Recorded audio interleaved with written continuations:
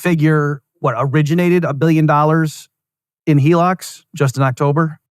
Yeah, that's just in October alone. So let me walk this number back, Benito. I think the latest number, this is coming from Figure, not from us. I believe they've done over 30 billion in HELOC transactions or transactions over the lifetime. Within 10 of the top 20 mortgage providers are originating assets on Providence, along with Figure. We've become the largest blockchain for real world assets, with a little over 10 billion in RWA TVL. And like I said, Figure became the largest non-bank lending HELOC provider in the US. And the reason why, the real benefit. Yeah, that's what I was going to ask you is just, can you give us the intuition? If I need a HELOC, like banks give HELOC, what are you talking about? What do I got to put it in my MetaMask wallet? I don't get it. Like, so to somebody who just really doesn't even get what you're talking about, can you explain why this is happening? Yeah. So the real use case is any place that you have a bunch of intermediaries all kind of taking little slices of the pie along the way is potentially a good use for blockchain. If there's intermediaries and you need truth over trust, then that's a place to start exploring. So with HELOCs, again, I'm not the expert on this, but if I remember right, there was 17 intermediaries inside of that HELOC process that they were able to cut down to, I believe, a 2 or 3 step process. And they were able to save about 150 bits of savings in that HELOC origination process, which is quite significant. And so I think, at least with HELOCs, we've now seen 6% of all 2023 HELOCs. And for those not US, HELOC is just a second mortgage product. Saw 6% of all US HELOCs done on Providence. Now, that's the only asset class that we're aware of that has been genuinely disrupted by blockchain. You see 6% of something happening. Right. It's not the 0.01% that we see with like T-bills or something like that. And the reason why is I think people were dragged across the chasm, if you will, instead of crossing the chasm, because of those bits of savings. And if they did not jump in, the savings were expansive enough, the speed was expand fast enough that, you stand to be disrupted. And now we're starting to see that happening with a few other asset classes as well. So it's trust over truth. It's cutting out intermediaries that are unnecessary and then having that information on blockchain. So that way you don't have to trust a counterparty in order to know whether the loan application, for example, is still in its correct state. You don't have to trust a counterparty to know what the valuation of a particular asset may be, et cetera. Okay, great. And so my understanding is with Figure, from the end user's perspective, someone just, they want to apply for a HELOC, and again, like say for foreign, it's a home equity line of credit, that they go online and they figure, it's not that they say, oh, I'm a tech savvy person and I really like blockchain. They don't even care about that. It's just that they're shopping around that's the best rate they can get, given their home and so forth. And then to explain why is that, like you're saying, because using the blockchain in this case just cuts out so many intermediaries and that's where the savings come from.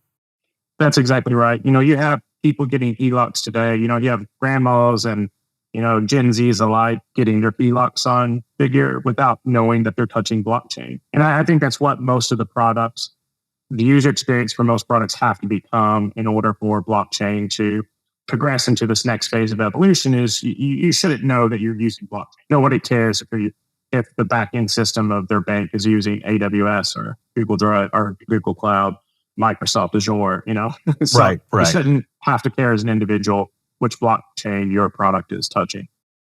Right. And I remember, again, we were talking about the Bitcoin evangelism days, many years ago when people I knew who wanted Bitcoin to take out, and they were like going around to local merchant and trying to argue with them and, hey, if we could all just do that. And I remember saying to some of them, like, no, the way this is going to penetrate is when it becomes easy and people don't even care. It just works better. You just do it on your phone or something. So anyway, I think that's what Figure is showing is, you don't have to convince someone of the merits of blockchain technology. If it works, if it makes sense. In other words, if it didn't have efficiencies built into it, then it wouldn't work anyway. People are just going to do it just because, like they believe in the cause or something. Like it's got to make a sense of fit, in terms of the economics. And then if it does, you don't need to convince people ideologically. They're just going to go ahead and embrace it. Yeah, we're just getting back to business fundamentals, right? Like, for a long chain of blockchain, there was good reasons for this in some cases. I'm not being So the ethos of Web3. I get excited about some of it myself, but at some point you do have to have basic business fundamentals, and people are going to be attracted to value. And if you're not delivering value, people aren't going to stick around and cheer on your product just because it's XYZ blockchain. Right. And that ties into the issue about poverty elimination. I know that's that's on your LinkedIn profile. That's something you care about. And I do want to come back to that because it dovetails what we were just talking about. But before I lose the train of thought, you mentioned a couple times this slogan, truth over trust. Can you just expand on that? What do you mean in this context when you talk about that? Yeah, there's a lot of transactions that exist in the financial sector and really in any sector where there are different organizations. Some of them stood up for good reasons. Some of them they're basically rent seeking, but they're in the middle of transactions, and a lot of them are having to prove details. So take example with the loan application. Once you have a loan application in, I don't know what the time frame is, but you have to reprove that loan application hasn't mutated, since you originated the loan. And there's several intermediaries in the middle of that. Well, you can have that loan application on blockchain and prove that the state of that loan application has never changed. Well, there's one intermediary that gets cut out, and you're giving truth over having to trust someone's word.